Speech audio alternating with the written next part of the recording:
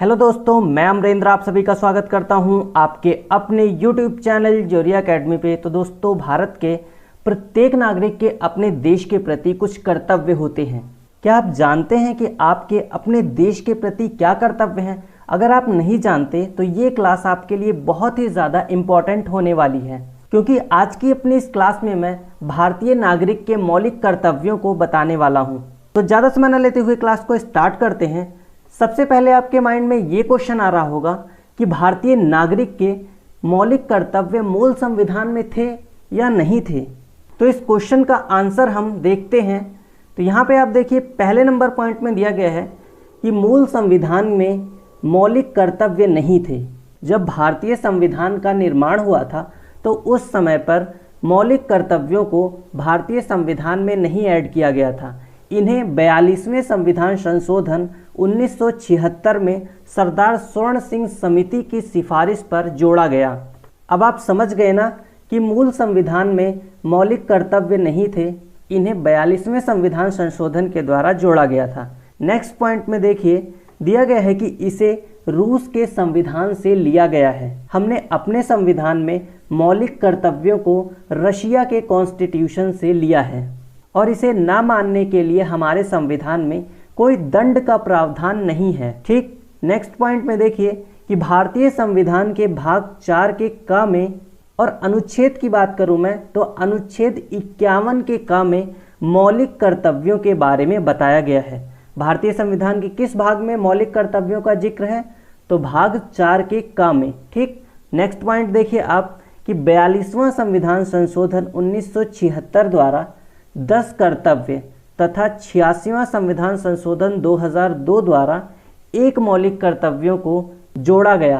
पहले कितने जोड़े गए थे? 42वें संविधान संशोधन द्वारा तो 10 पहले जोड़े गए और 2002 में 86वां संविधान संशोधन किया गया और उसके तहत एक और मौलिक कर्तव्य को जोड़ दिया गया। तो वर्तमान में मौलिक कर्तव्यों की संख्या है 11।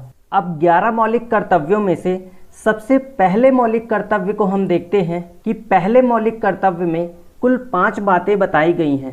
पहली बात है कि संविधान का पालन करना। दूसरा बताया गया है कि इसके आदर्श संस्थाएं जैसे सुप्रीम कोर्ट, हाई कोर्ट, संसद भवन आदि आदर्श संस्थाओं का सम्मान करना, राष्ट्रीय ध्वज का सम्मान करना, राष्ट्रीय प्रतीक का सम्मान करना और राष्ट्रीय गान यानी कि नेशनल एंथम का सम्मान करना।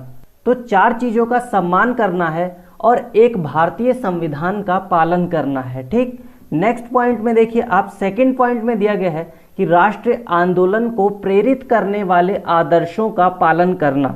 तो जो राष्ट्रीय आंदोलन को प्रेरित करने वाले आदर्श हैं, जैसे महात्मा गांधी ने करो या मरो का नारा दिया, वहीं भगत सिंह ने इंकलाब जिंदाबाद का नारा दिया और राष्ट्रीय आंदोलन के ही दौरान सुभाष चंद्र बोस ने तुम मुझे खून दो मैं तुम्हें आज़ादी दूंगा। इस प्रकार से सभी स्वतंत्रता सेनानियों के कुछ वक्तव्य थे, नारे थे, कुछ उनकी अच्छी बातें थी, उन सब का हमें सम्मान करना है। थर्ड नंबर पॉइंट में आप देखिए, दिया गया है कि देश की संप्रभुता यानी कि दबाव रहित शासन, एकता तथा अखंडता को बनाए रखना।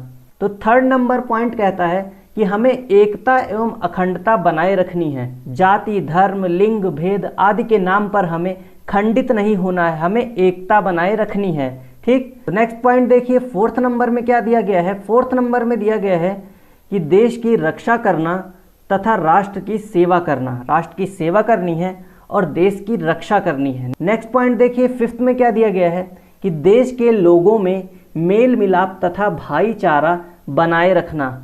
फिर चाहे वो किसी भी धर्म को मानने वाला क्यों न हो, हमें भाईचारे के साथ मिलजुल कर एक दूसरे का सहयोग करना चाहिए। नेक्स्ट पॉइंट में देखिए, 6 पॉइंट में दिया गया है कि देश की समृद्धि और गौरवपूर्ण समृद्धि की रक्षा करना।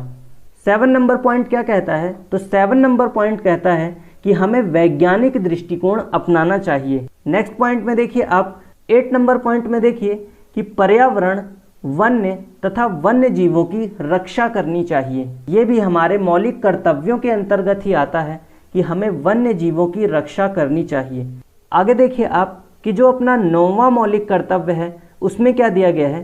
तो 9 नंबर में दिया गया है कि सार्वजनिक संपत्ति की रक्षा करना। जो सरकारी संपत्ति है उसकी रक्षा करना ये भी हमारा एक कर्तव्य है। क्या हम ऐसा करते हैं? तो आप लोग कमेंट बॉक्स में खुद ही बताना कि आप सरकार की संपत्ति की कितनी रक्षा करते हैं। नेक्स्ट पॉइंट में देखिए दिया गया है कि व्यक्तिगत तथा सामूहिक भलाई के लिए तैयार रहना। हमें अपनी व्यक्तिगत और समाज की भलाई के लिए हमेशा तत्पर रहना चाहिए। तो यहाँ तक आपने जो ये 10 मौलिक कर्तव्य देखे, ये 42वें संविधान संशोधन 1976 द्वारा सरदार स्वर्ण सिंह समिति की सिफारिश पर जोड़े गए थे। और 11वां जो कि अंतिम मौलिक कर्तव्य है, इसे 86वां संविधान संशोधन 2002 में भारतीय संविधान में ऐड किया गया था। तो 11वां मौलिक कर्तव्य कौन सा है? यहाँ पे आप देख सकते हैं कि 6 से 14 वर्ष के बच्चों के अभिभावकों का यह कर्तव्य होगा कि वे अपने बच्चों को प्राथमिक शिक्षा उपलब्ध कराएं। 11वें मौलिक कर्तव्य में कितने से कितने वर्ष तक के बच्चों की बात कही गई है? तो 6 से 14 वर्ष के बच्चों के अभिभावकों का ये कर्तव्य है कि वे अपने बच्चों को प्राथमिक शिक्षा उपलब्ध करवाएं। ठीक, तो दोस्तों अगर आपको इस वीडियो की PDF चाहिए तो आप हमारे टेलीग्राम चैनल जोरिया एकेडमी को फॉलो कीजिए, वहां पर मैं इसकी PDF आपको उपलब्ध करवा दूंगा। तो क्लास कैसी लगी आप सभी लोग कमेंट बॉक्स में जरूर बताना, और चैनल पे अगर पहली बार विजिट किए हैं तो चैनल को सब्सक्राइब करें। मिलते हैं अपनी नेक्स्ट क्लास में, तब तक के लिए जय हिंद, जय भारत।